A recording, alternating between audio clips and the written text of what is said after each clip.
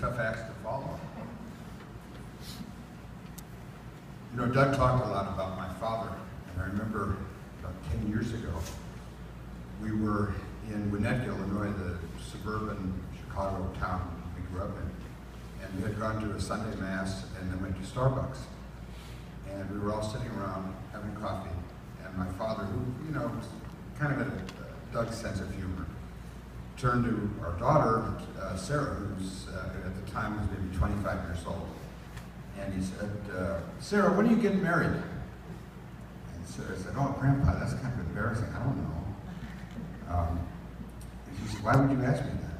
And he said, well, the only time the whole family gets together is for weddings or funerals, and I'd rather get together for weddings. But I wanted to say that, I told that to Doug 2 weeks ago when I visited him, and he said, well, tell that story and tell him that you look forward to being at the wedding of each of his children down the road. In fact, another story along the same lines was in 1998, we were in Longboat Key, Florida for a family reunion, and Jerry got up and gave a talk and said that it's amazing with so many people, I mean 8 children and so many grandchildren and so on, cousins, that in our family we've really escaped any kind of major tragedy or misfortune. Well, and he attributed that to my mom's prayers. Well, 3 years ago, my mom died. And as Doug and I talked about this, he said, well, why don't you say that I'm going to join her? So we think today they're united and with us in this church today. The thing about Doug that we don't want to get lost is how funny he was. I mean, he had an amazing sense of humor. And I remember more than anything when in the 1960s, when my parents had a wood panel station wagon, we'd go on family vacations and picture 8 kids and 2 parents in a car. And so we'd have all kinds of fights and jokes and laughing and quiz show games and whatever.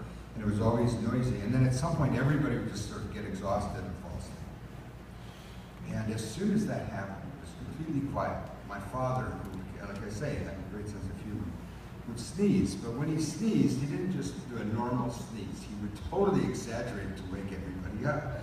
So it would sound like, achoo! And everybody would be startled. Well, this went on for a couple of years. And then I remember one year, Leo does, achoo! And we hear, God bless you! That was Doug. Sort of getting even. When we talked 2 weeks ago, he said, you cannot believe the number of letters and emails and messages I've gotten. I should die more often.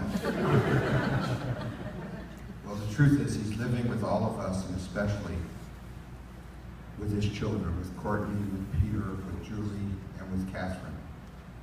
And he will live with all of you, all of your lives. Now my brother Jerry, who is a ordained minister and serves